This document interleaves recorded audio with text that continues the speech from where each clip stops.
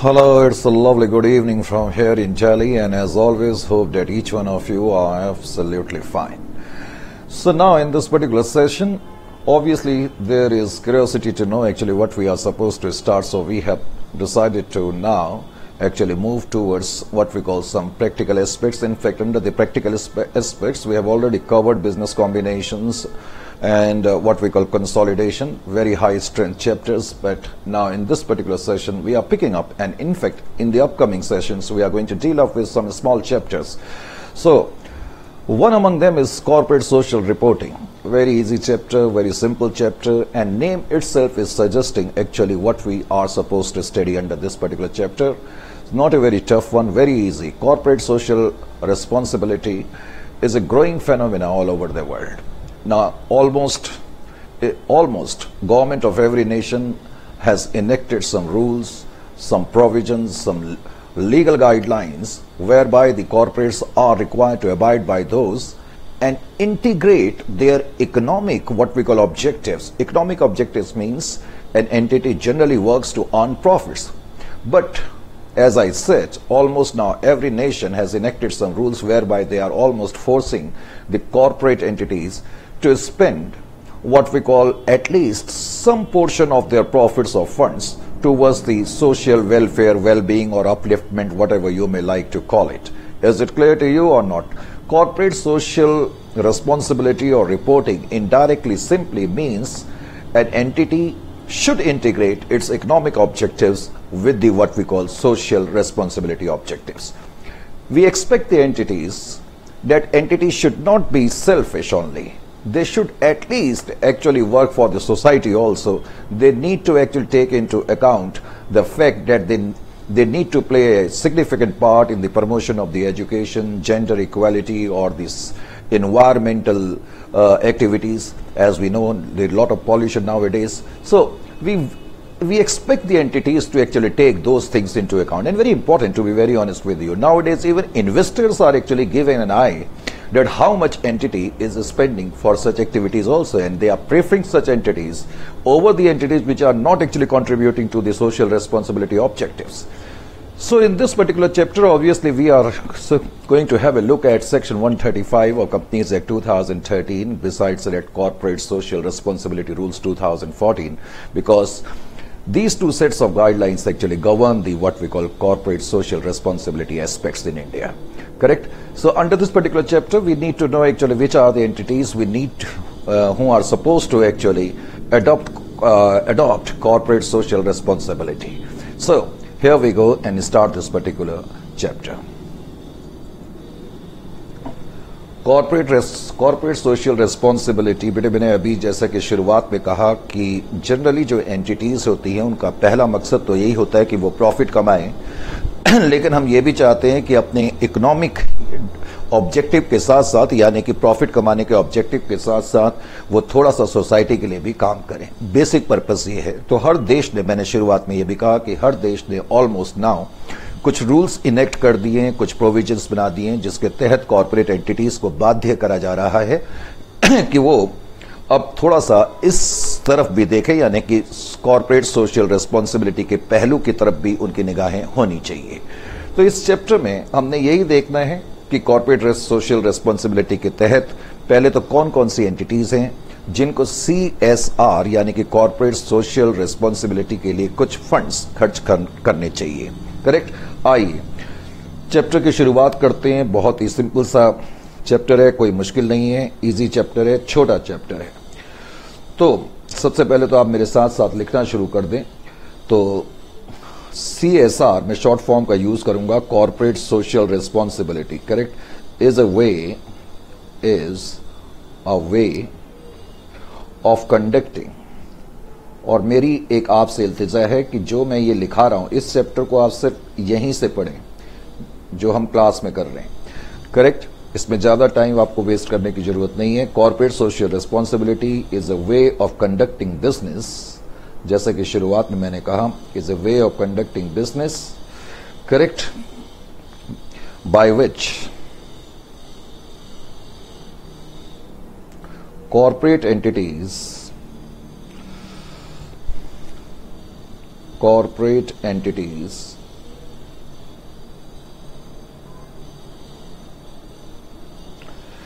Visibly, नजर भी आना चाहिए, विजिबली कंट्रीब्यूट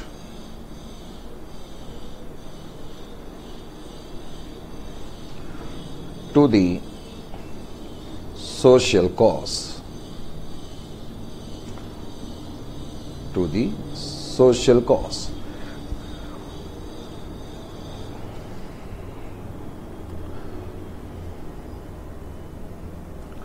नेक्स्ट पैराग्राफ में आप मेरे साथ लिखें point number 2, social responsibility, social responsible लिखो, social responsible companies do not limit themselves, वो अपने आप को सिर्फ सीमित नहीं रखती हैं, limit themselves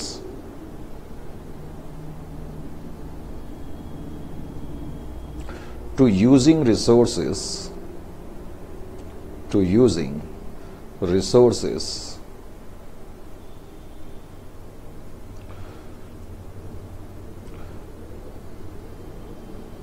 to their own benefits, to their own benefits,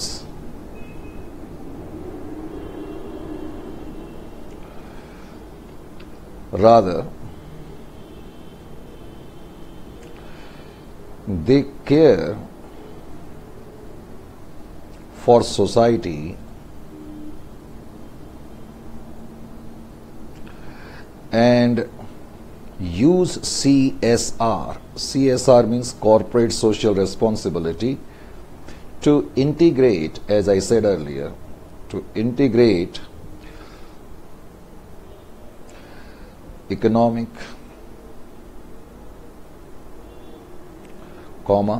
environmental,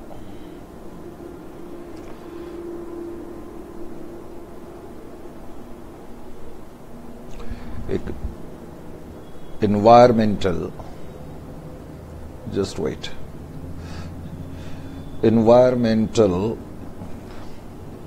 now it's okay, environmental, business, what I have written, environmental and social objectives, and social objectives.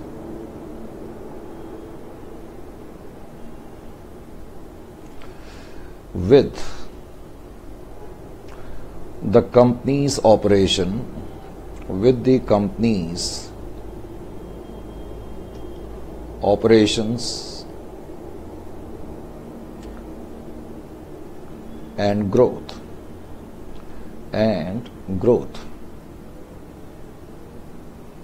तो सिंपल वर्ड्स में पहलू ये है कि आप अपने साथ साथ सोसाइटी का भी विकास करने में सहायता दें। That is the entire crux of this particular chapter, correct. अब इस चैप्टर को जो हम पढ़ेंगे ना, किस तरीके से पढ़ेंगे, अब देखें, कॉर्पोरेट सोशल रिस्पॉन्सिबिलिटी कोई नई चीज नहीं है। सिंपल वर्ड्स में मतलब है कि कंपनी प्रॉफिट अर्न करे, सोसाइटी के लिए भी कुछ काम करे। मेन मुद्दा जो है ये है। अब मैं इस चैप्टर में जिस तरह से, मैंने आपको पहले ही कहा कि हालांकि हमने आपको अपने नोट्स दिए हुए हैं, लेकिन आप क्या करें, जैसे मैं आपको क्लास में करा रहा हूं ना, बस आपने उसी तरीके से इसको करना है और इसमें आपको टाइम वेस्ट करने की बिल्कुल भी जरूरत नहीं है। पहला पॉइंट तो ये है, टाइम वेस्ट करने की इसमें बिल्कुल जरूरत नहीं है। जिस तरीके से यहां कराया जा रहा है आप बिल्कुल उसी तरीके से करेंगे। Is it clear to you? तो आइए अब मैं आपको समझाने की कोशिश करता हूं कि हमने इस चैप्टर को करना किस तरीके से है। लिखें मेरे साथ साथ,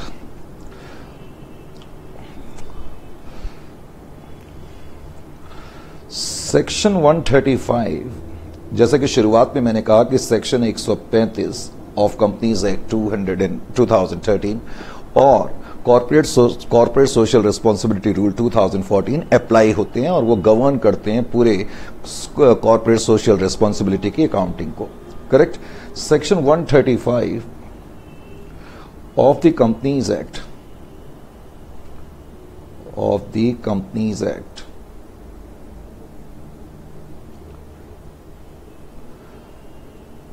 इज एप्लीकेबल, ध्यान से देखें एक एक वर्ड को, इज एप्लीकेबल टू देखो ये मैंने रेड पेन से लिखा, to every company, to every company, to every company meeting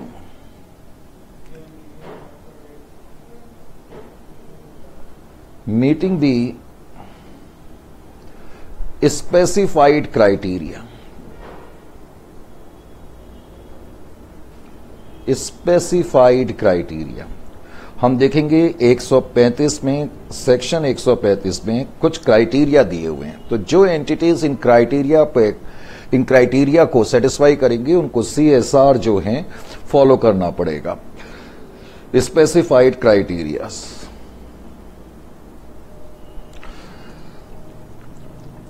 as per section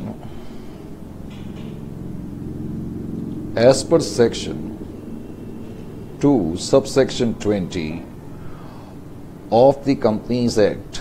अब ये तो आपने लॉ में पढ़ा ही हुआ है, अब मैं क्या आपको पढ़ाऊं, आप ये मुझे पढ़ा देंगे। Of the companies act, a company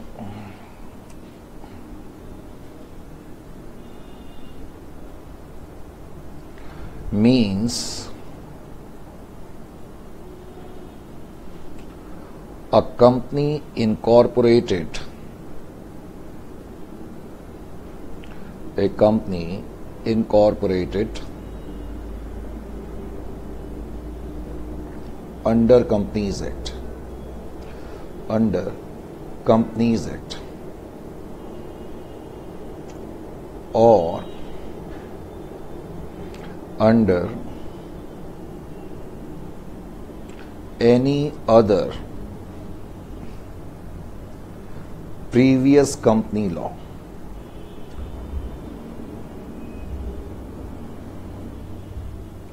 पहले तो कंपनी का मतलब आपकी समझ में आना चाहिए, is it clear to you?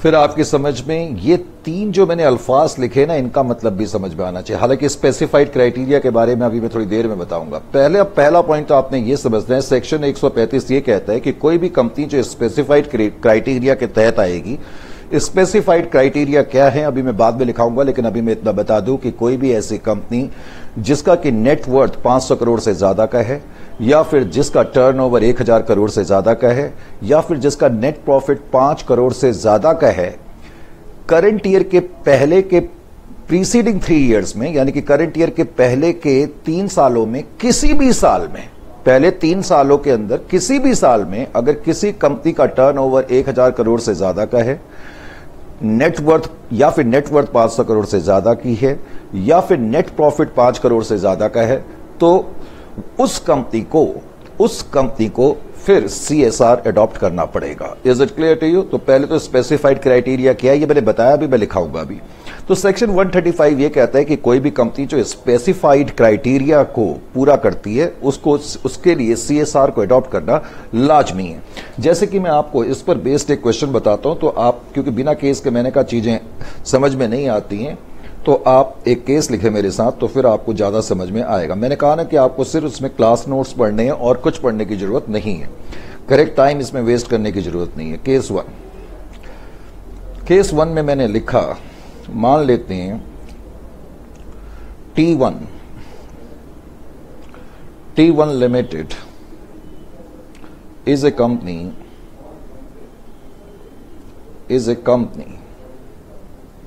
which is formed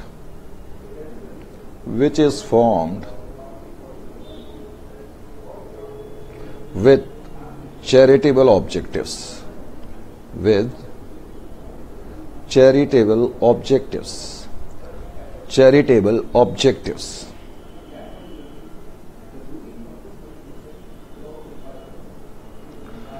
under section क्या है भाई, जो चैरिटेबल कंपनीज है इसका सेक्शन मैं ही भूल गया, सेक्शन 8 है क्या? Right, section 8 of the companies act.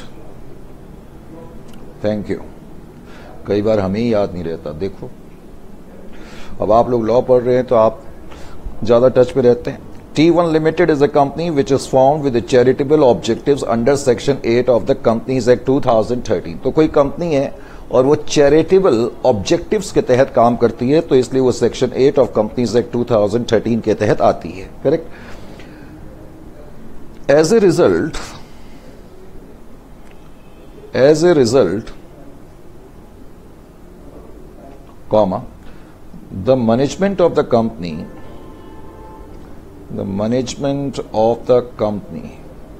Pen लिख ही नहीं रहा है ढंग से, क्या चक्कर है। The management of the company, तो कंपनी का जो मैनेजमेंट है वो क्या बिलीव करता है? Management of the company believes that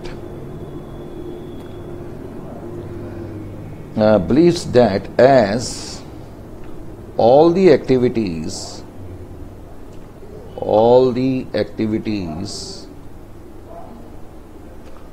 of the company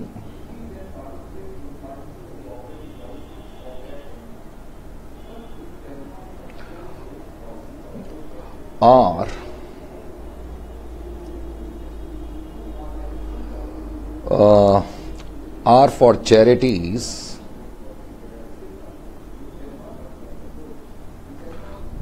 comma the CSR provisions, corporate social responsibility provisions, लिख लिया आपने प्रोविजंस, मेरे को दूसरी शीट की जरूरत पड़ेगी।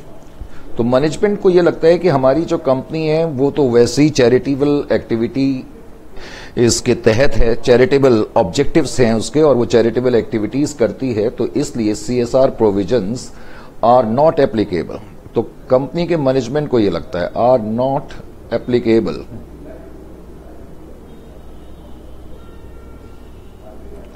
To T1 as these activities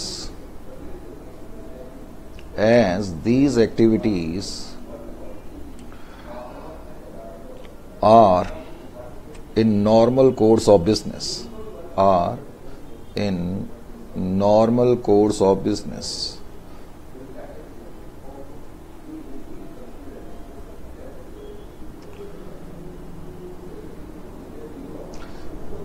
तो मेरा क्वेश्चन आपसे यह है कि weather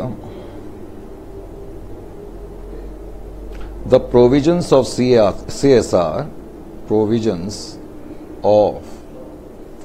CSR are applicable to T1 or not। क्या कहेंगे आप?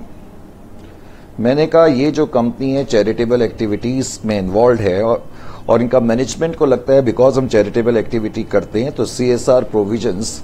अच्छा, इस क्वेश्चन को थोड़ा सा मैं और ठीक कर दूं क्योंकि ये अभी ठीक नहीं हुआ। Whether the provisions of CSR are applicable to T1 provided, मैं आपको आगे ये भी लिख दूं, provided T1 fulfills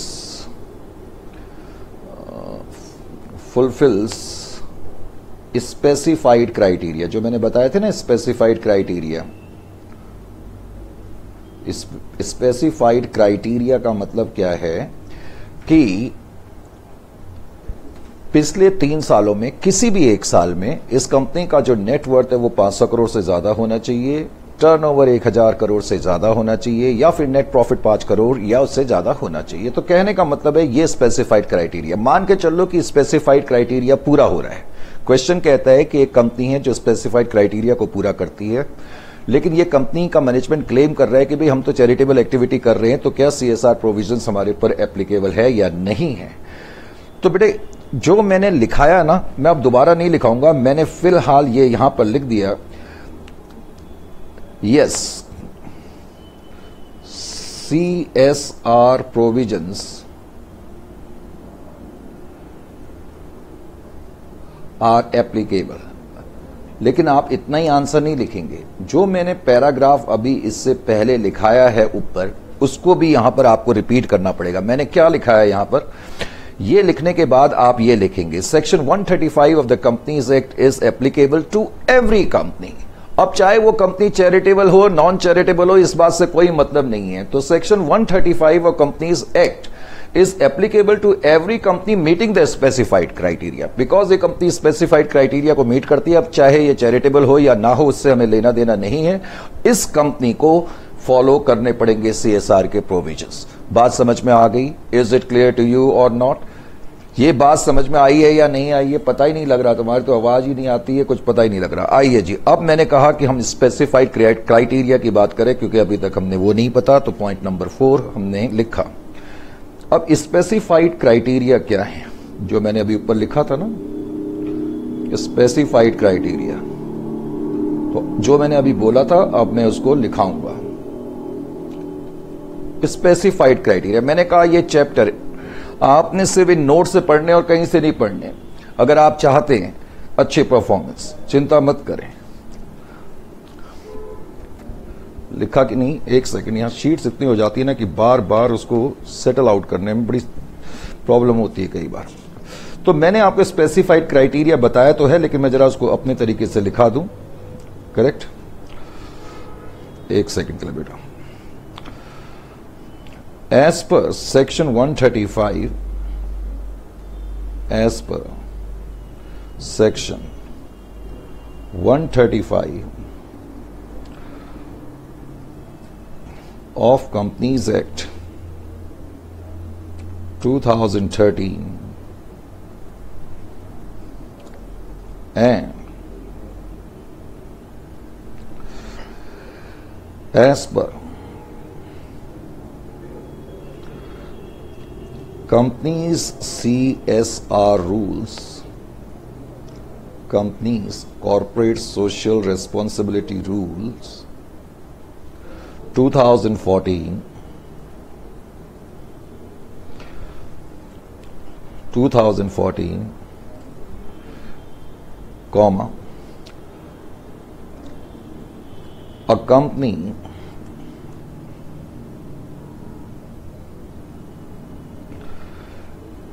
company which meets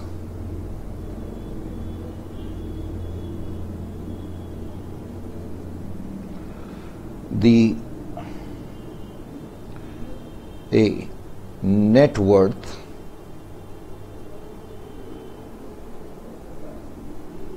B, turnover,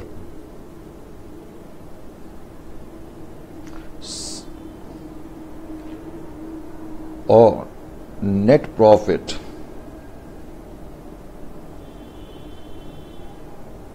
net profits criteria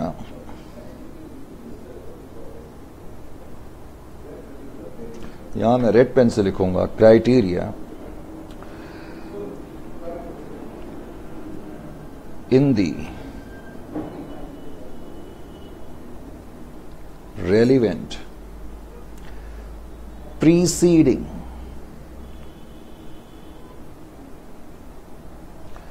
3 financial years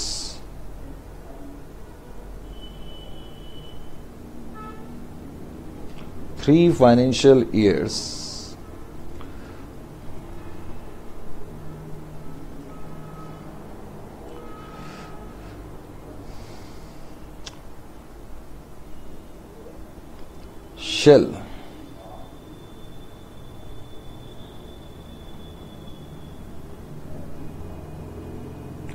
have to follow CSR। तो कोई भी ऐसी कंपनी जिसने कि स्पेसिफाइड क्राइटेरिया को मीट करा है, ध्यान से सुने, criteria in the relevant preceding 3 financial year, current year के रेलिवेंट का मतलब है जो करंट ईयर है उसके पहले के 3 फाइनेंशियल ईयर रेलिवेंट ईयर्स माने जाएंगे ना। तो उन 3 साल में अगर किसी भी एक साल में कोई भी एक क्राइटेरिया सेटिस्फाइड हो जाएगा तो उस कंपनी को CSR, और जैसे कि मैंने कहा, अडॉप्ट करना पड़ेगा।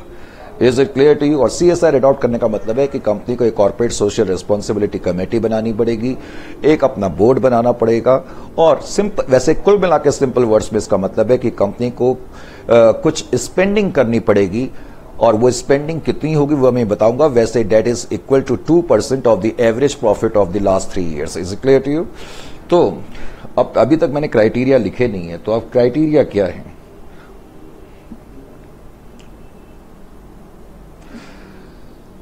क्राइटेरिया ये है,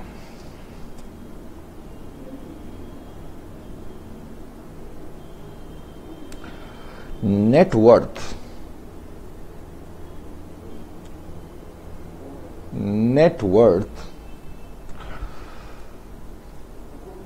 greater than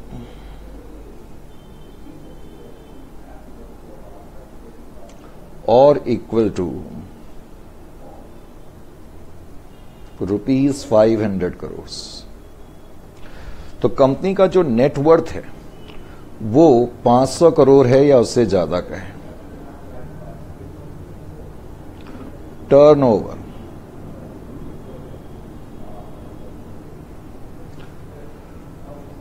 is greater than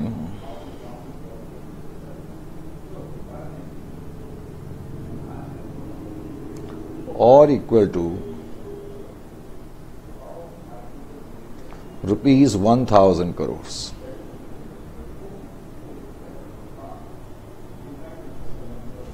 Correct? Third, net profit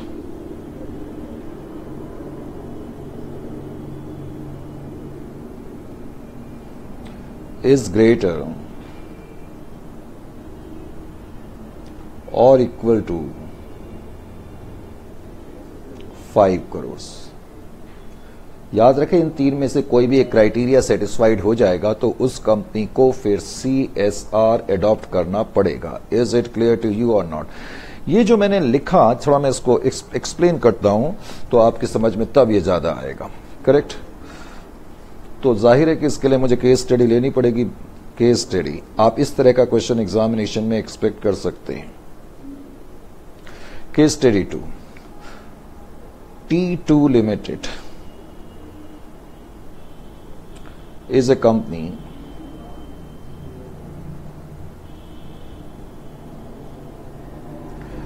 which has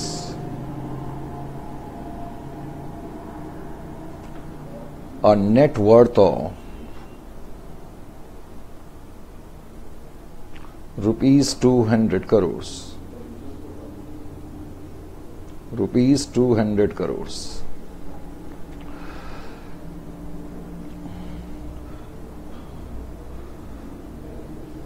The sales of the company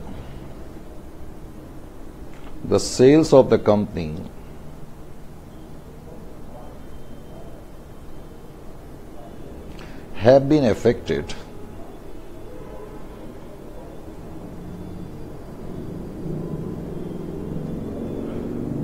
of late, यानी कि पिछले कुछ टाइम से कंपनी की सेल्स पे कुछ फर्क पड़ा है।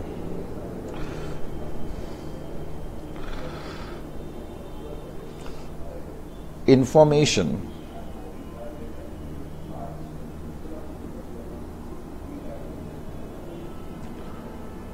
of current year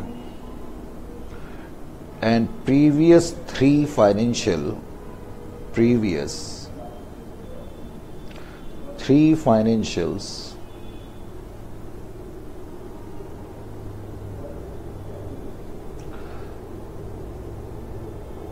is given below.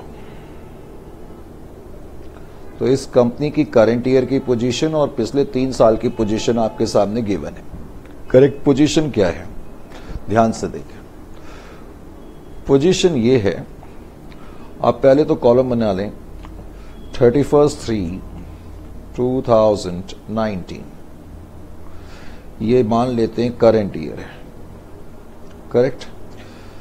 फिर इसका पिछला साल 31 मार्च 2018, ये इसके पहले का पहला साल है।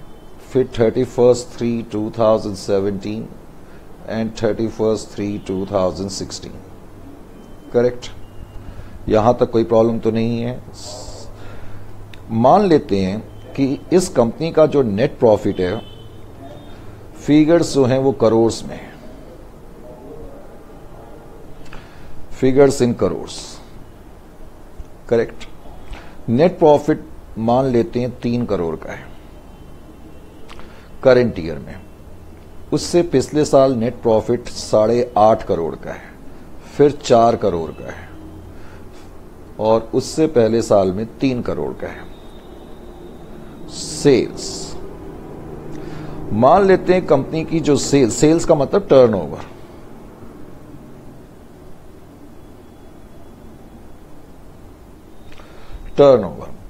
कंपनी का जो टर्नओवर है मान लेते हैं 850 कर दिया मैंने, 850 करोड़। यहां पर तो पॉइंट है, यहां पॉइंट नहीं है।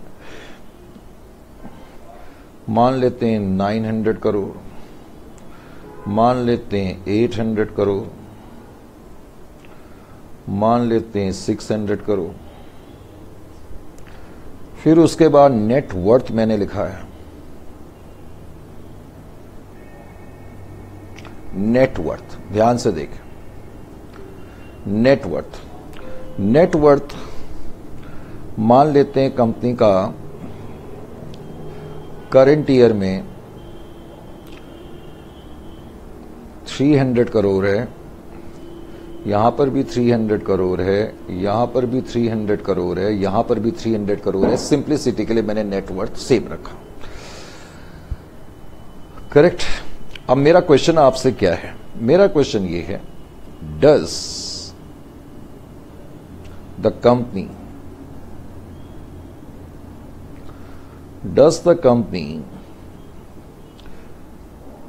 have an obligation, does the company have an obligation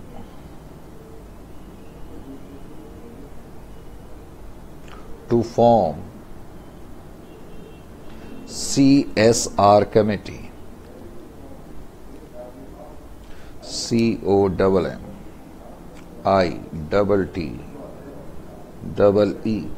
committee?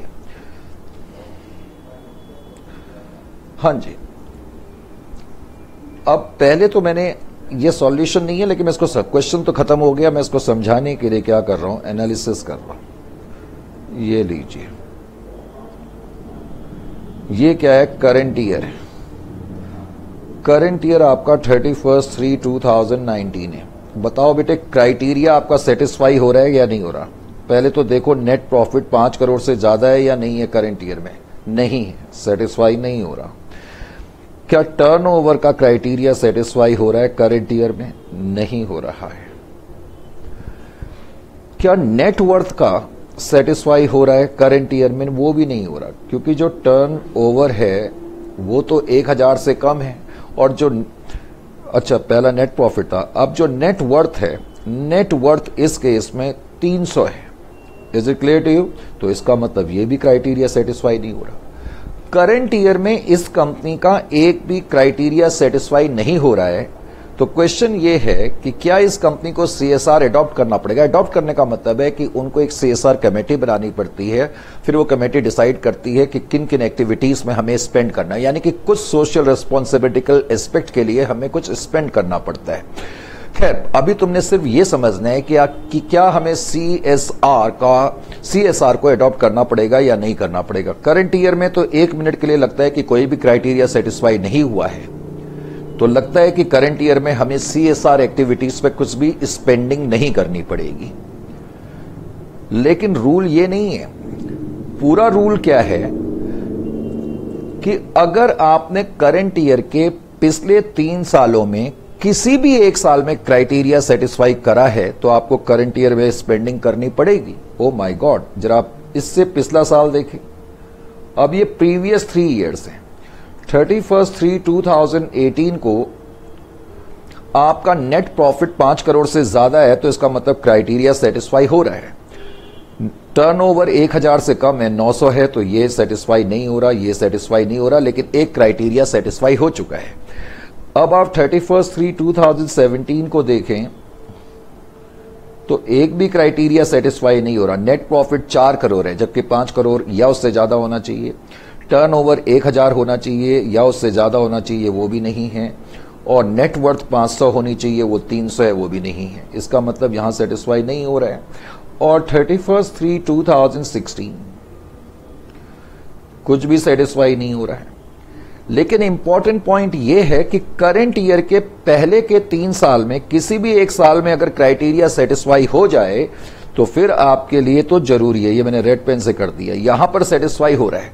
Current year के पहले के 3 साल में किसी भी एक साल में कोई भी क्राइटेरिया सेटिस्फाई हो जाए तो कंपनी को करंट ईयर में CSR ऑब्लिगेशंस पूरे करने पड़ेंगे। वो ऑब्लिगेशंस क्या होंगे अभी हम देखेंगे। बात समझ में आ रही है कि नहीं आ रही है? तो इसका मतलब है, अब ये तो मैंने आपको समझाने के लिए बताया, अब आप आंसर क्या लिखेंगे? तो आंसर मैंने लिख दिया यहां पर solution.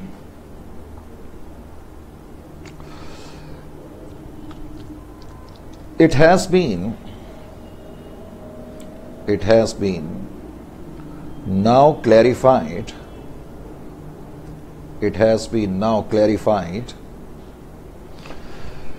that a company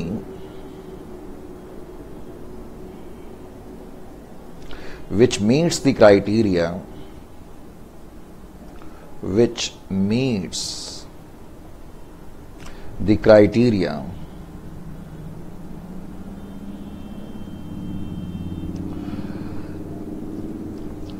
of section 135, correct, in any of the three preceding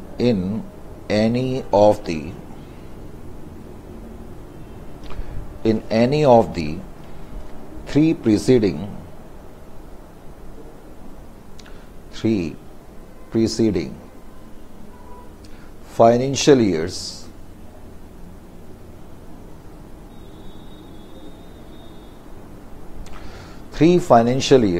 correct, preceding financial years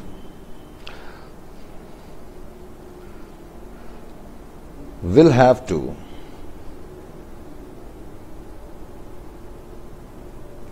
fulfill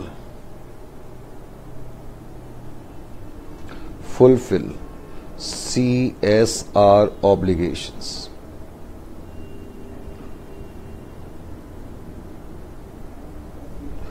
समझ में आया? तो पहले तो ये पॉइंट समझ में आना चाहिए। भले ही मैंने करंट ईयर में किसी भी क्राइटेरिया को पूरा नहीं कर रहा है, respective of that, if I have satisfied any of the criteria in the preceding what we call 3 years, then I will be forced to actually meet the obligations. Is it clear to you? यहां तक बेटा ये clear है या नहीं है? कोई doubt तो नहीं है इसमें किसी तरीके का?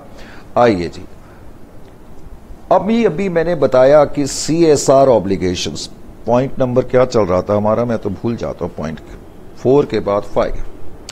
मैंने अभी CSR ऑब्लिगेशन की बात बताई थी। अरे बाबा, मैंने बताई थी या नहीं बताई थी? सर बिल्कुल बताई थी। तो बताओ बेटे, CSR ऑब्लिगेशन की अगर आपने बात बताई थी तो इसका मतलब है कि आपको अब कुछ खर्च करना पड़ेगा, इजंट इट और नॉट? बेटे 1 सेकंड के लिए रुकें जरा, एक कॉल आ रही है, 1 सेकंड।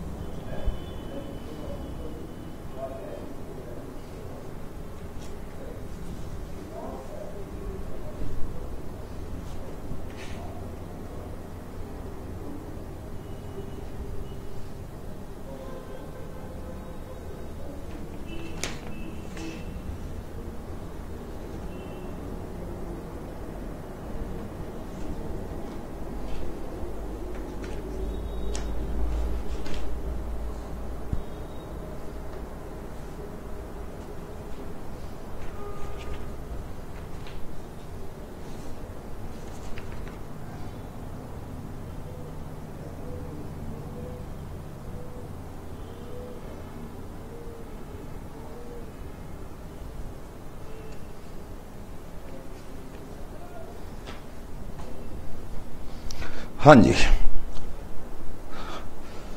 क्या करें, ये बीच बीच में कई बार कॉल्स आ जाती है ना तो बड़ी प्रॉब्लम हो जाती है। हाँ तो बेटे मैं क्या बात कर रहा था, क्राइटेरिया हमने देखे थे। क्राइटेरिया को देखने के बाद अब अगला पॉइंट मैंने ये बताया था कि CSR ऑब्लिगेशन क्या है। जब मैं कह रहा हूं इतनी देर से CSR ऑब्लिगेशन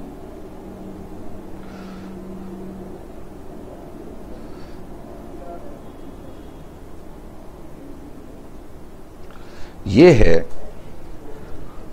कि हमें सीएसआर एक्टिविटीज पर जो कि मैंने कहा स्पेसिफाइड है शेड्यूल 7 में, कौन कौन सी वो एक्टिविटीज है मैं बताऊंगा।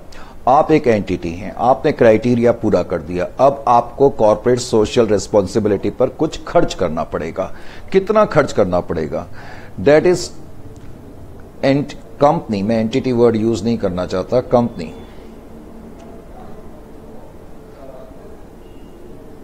कंपनीज falling under the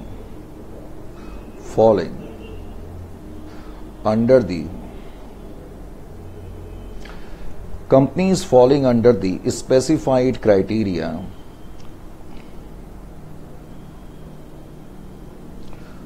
आज पेन ढंग से लिख नहीं रहा है, क्या बात है। स्पेसिफाइड क्राइटेरियाज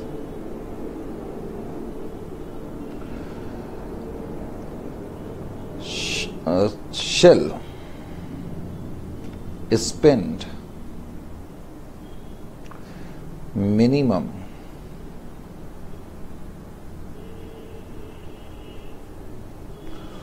%2%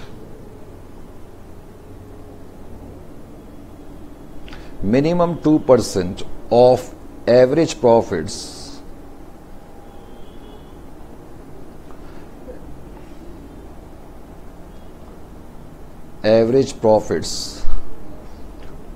of preceding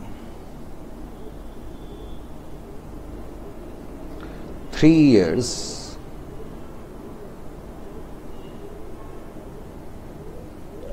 तो कहने का मतलब है कि जनरली प्रैक्टिकल लाइफ में वैसे क्या होता है, कोई एंटिटी जिसको सीएसआर फॉलो करना है वो एक सीएसआर कमेटी बनाती है, अपना एक बोर्ड भी बनाती है। पहले तो ये डिसाइड करा जाता है कि हम कौन कौन सी एक्टिविटीज में, जो कि शेड्यूल 7 में स्पेसिफाइड है, इसमें बहुत सारी एक्टिविटीज हैं, आप किसी भी एक्टिविटी पे खर्च कर सकते हैं।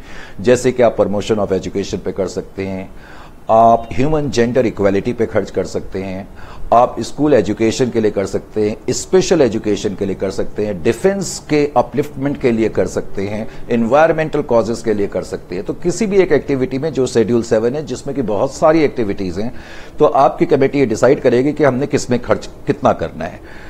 और लॉ कहता है कि आपको मिनिमम 2% ऑफ एवरेज प्रॉफिट जो आपके पिछले 3 साल के हैं उनका जो एवरेज आएगा उसका 2% आपको क्या बोलते हैं एटलीस्ट स्पेंड करना है। ये आपका एक ऑब्लिगेशन बनता है।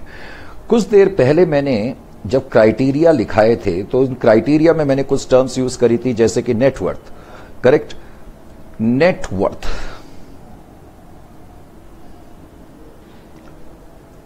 अगर चलते चलते क्लास कभी रुक जाए, मैं हर क्लास में ये कहता हूं, अचानक पे क्लास जैसे स्टॉप हो जाती है तो घबराने की जरूरत नहीं, आप सीधा नेक्स्ट क्लास में शिफ्ट करें, वहीं से लेक्चर की स्टार्टिंग आपको मिलेगी, चिंता ना करना।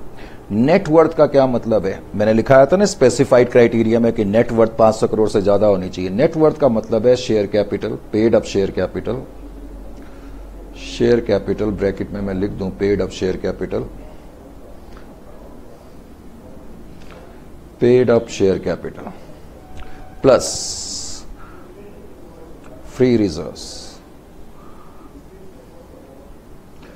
चलो रेवेन्यू रिजर्व्स लिख लो,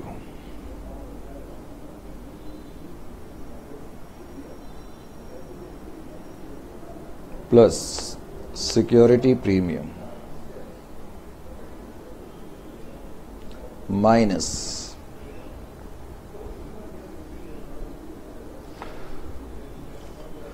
अब माइनस करेंगे आप value less items. Value less items का मतलब आपको पता ही है, जैसे कि preliminary expense, underwriting commission, correct, कोई भी डेफर्ड एक्सपेंडिचर जो आपने अभी तक राइट ऑफ नहीं करा है, ये आपकी नेटवर्थ है। यानी कि आप उसी तरीके से कंप्यूट करेंगे जैसे आप नॉर्मली कंप्यूट करते चले आए हैं। जस्ट नॉलेज सेक के लिए जो हम वर्ड यूज कर रहे हैं, पॉइंट नंबर 7, जो हम वर्ड यूज कर रहे हैं नेट प्रॉफिट, यहां नेट प्रॉफिट का भी मतलब क्या है? या नेट प्रॉफिट का यहां वो वाला मतलब नहीं है जो अकाउंटिंग प्रॉफिट है, बल्कि नेट प्रॉफिट का वो मतलब है जो तुम सेक्शन 198 में, याद है आपको, आपने मैनेजरियल रेम्यूनरेशन का एक चैप्टर करा था, या आप जैसे income from business and profession में नेट प्रॉफिट में कुछ एडजस्टमेंट करते हैं इनकम फ्रॉम बिजनेस निकालने के लिए, वही तरीका यहां पर अपनाया जाएगा। यानी कि net profit means net profit as per section 198, net profit as per section 198, ये वो वाले नेट प्रॉफिट है। याद है ये वो सेक्शन है जिसका ताल्लुक मैनेजरियल रिम्यूनरेशन को डिटरमिन करने के लिए करा जाता है। पता नहीं आप लोगों को याद है या नहीं है, नहीं भी है तो मेरी गलती नहीं है। वैसे चिंता मत करो, आपको यहाँ पर कोई नेट प्रॉफिट कंप्यूट नहीं करना किसी भी क्वेश्चन में। जो मेन मुद्दा है पहले तो ये मालूम होनी चाहिए। Is it clear to you और नॉट? अब जो मेरे को अगला पॉइंट आपको बताना है वो क्या बताना है पहले तो, अब मैं कुछ स्पेशल पॉइंट की यहां पर चर्चा करूंगा। Special points 8। स्पेशल पॉइंट क्या है? एक्ट कहता है to qualify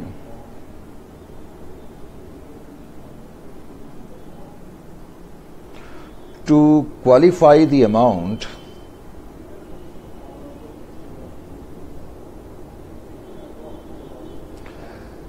as CSR expenditure.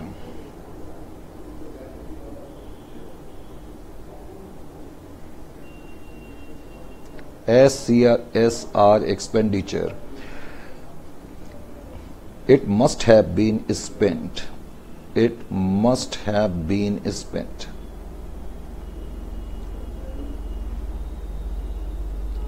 क्या मतलब हुआ इसका?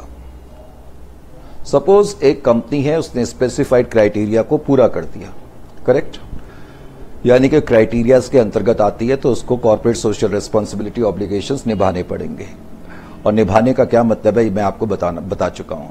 इनडायरेक्टली इसका मतलब है कि कंपनी को हर साल अब 2% अपने average net profit of last preceding 3 years spend करने पड़ेंगे सोशल एक्टिविटीज के लिए, करेक्ट।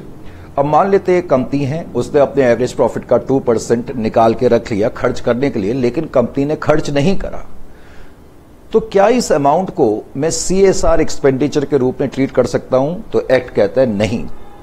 अगर आपने खर्च नहीं करा है तो वो क्वालिफाई नहीं करेगा CSR एक्सपेंडिचर के रूप में। Is it clear to you और नॉट? ये पॉइंट है। हालांकि मैं ये जानता हूं कि जब तक आपको कोई केस ना दिया जाए, आप कहते सर मजा नहीं आया, तो मैं यहां पर एक केस आपको बताता हूं, case study 3।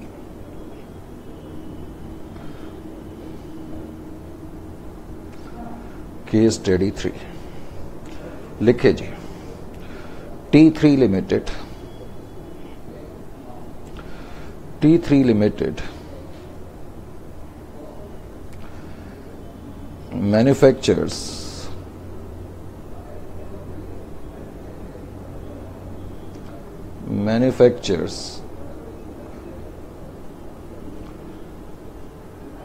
consumable goods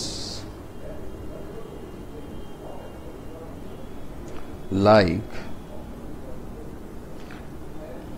bathing soap,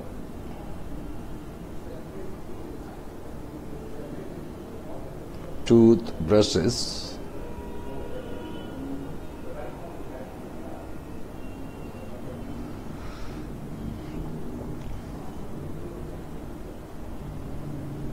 soap cases, etc. बहुत हो गए। As per its CSR policy, as per its CSR policy, comma, it has decided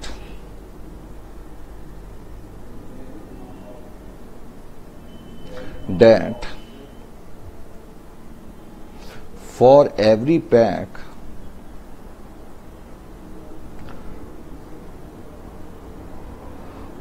of these goods sold,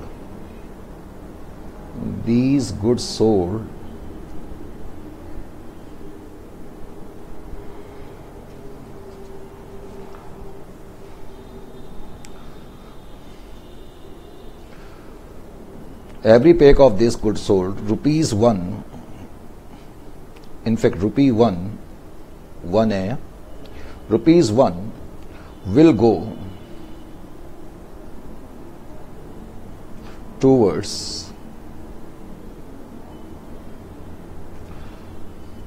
Save Environment Foundation. Save environment foundation. तुमने देखा होगा कई बार जब आप ये नोटबुक्स वगैरह खरीदते हैं, आपने कई बार देखा होगा तो उसमें पीछे लिखा रहता है ₹1 will be deposited with so and so foundation trust or something like that। तो इसका मतलब वो कंपनी CSR ऑब्जेक्टिव को निभा रही है, करेक्ट। सो सेव, क्या बोला था मैंने, save environment foundation.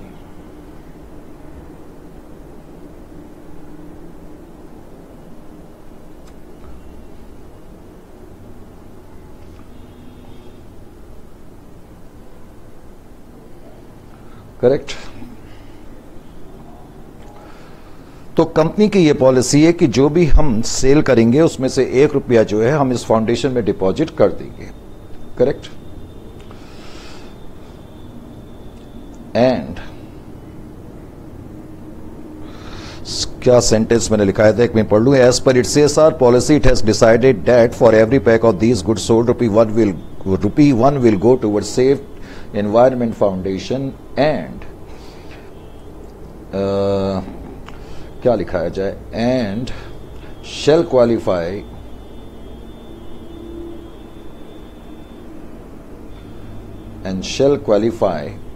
as a CSR, as a CSR spend।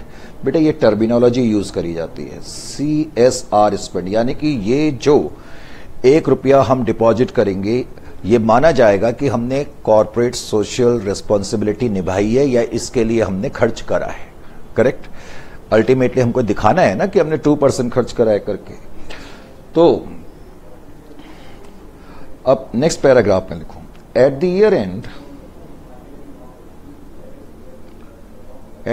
Year and comma company sold out 25,000 such packs।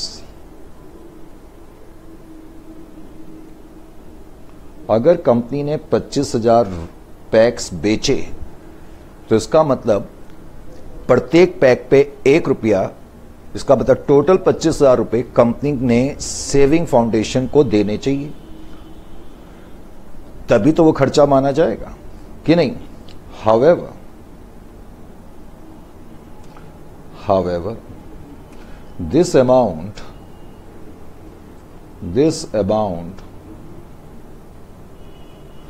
was not paid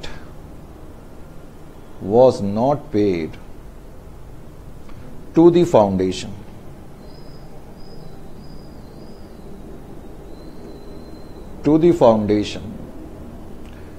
till the end of the accounting year। अब accounting year के and तक आपने ये पैसा foundation को नहीं दिया।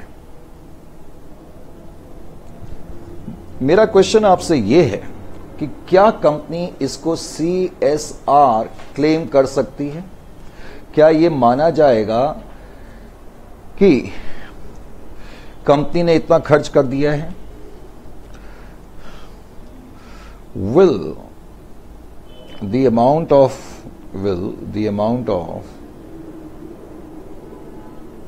₹25,000, समझ में आ गया ना 25,000 कैसे आया? आपने 25,000 केसेस बेचे हैं और प्रत्येक केस पर ₹1 के हिसाब से आप फाउंडेशन में जमा करेंगे। तो जो कि आपने जमा नहीं करा, will the amount of 25,000 qualify as CSR expenditure? क्या ये CSR एक्सपेंडिचर माना जाएगा? क्या लिखाया था मैंने कि जब तक आप खर्च नहीं करेंगे तब तक वो CSR के लिए क्वालिफाई नहीं करेगा। ये मैंने आपको लिखाया था कि नहीं लिखाया था? इसका मतलब है कि आपको वही चीज आपने यहां पर लिखनी है जो मैंने अभी लिखाया था। तो सॉल्यूशन आपका वही है, amount will not qualify, amount shall not qualify as CSR spend या as CSR expenditure, जो भी लिखना है आपने, करेक्ट। और वही सेंटेंस आप लिख सकते हैं, because as per section 135 correct, in order to qualify for CSR expenditure amount must have been spent, तभी वो क्वालिफाई करेगा, नहीं तो नहीं करेगा। आइए जी, मैंने कहा हम इंपॉर्टेंट पॉइंट्स देख रहे हैं। पॉइंट नंबर 9, पॉइंट नंबर 9 में मैंने क्या लिखाया आपको कि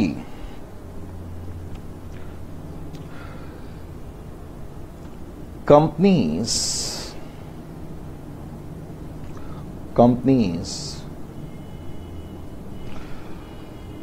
can combine their CSR programs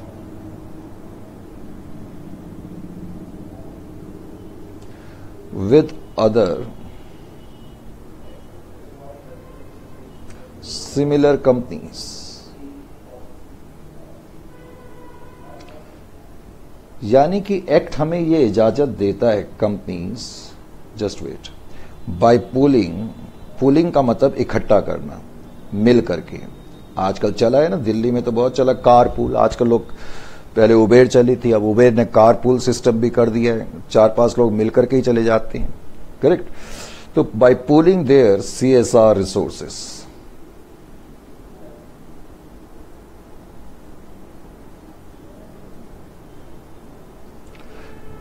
जैसे मान लो मैं कंपनी हूं और मैं स्पेसिफाइड क्राइटेरिया को पूरा कर रहा हूं, तो मुझे CSR ऑब्लिगेशन निभाने पड़ेंगे। लेकिन कई बार ऐसा होता है कि हम कोई बहुत बड़ी कंपनी नहीं है, मान लेते हैं, लेकिन हम स्पेसिफाइड क्राइटेरिया में आ गए अपने प्रॉफिट की बदौलत, या अपने नेटवर्थ की बदौलत, या अपने टर्नओवर की बदौलत, तो अब मुझे CSR ऑब्लिगेशन निभाने पड़ेंगे। अब CSR ऑब्लिगेशन निभाने के लिए मुझे कमेटी बनानी पड़ेगी, कंपनी अपना एक बोर्ड बनाना पड़ेगा जो डिसाइड करेगा कि किन किन एक्टिविटीज में मुझे खर्च करना है।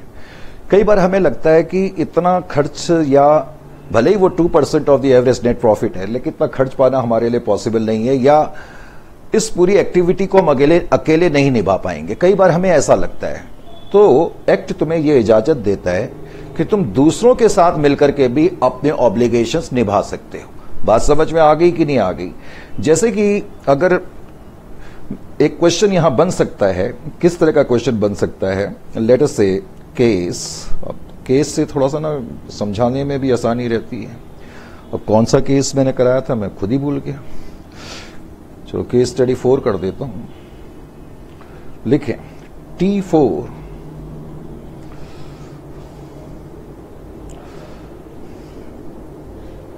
is a company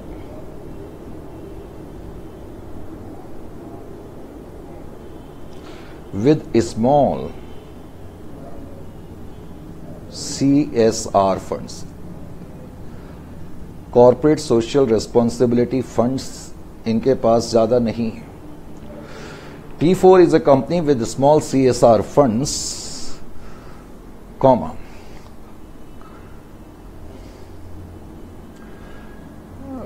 small funds to take up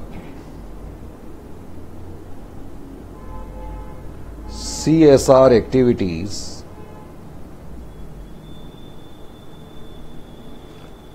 in a project.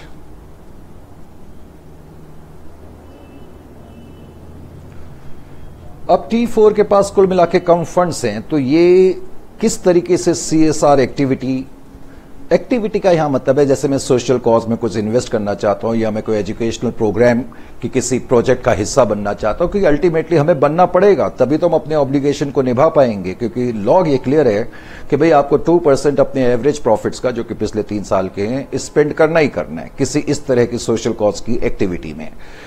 तो फिर आप क्या करेंगे? तो यहां लिखें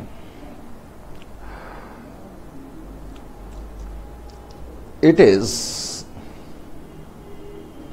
now clarified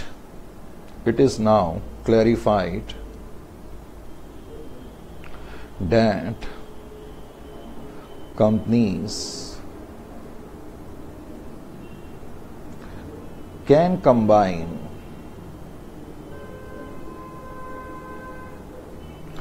their CSR programs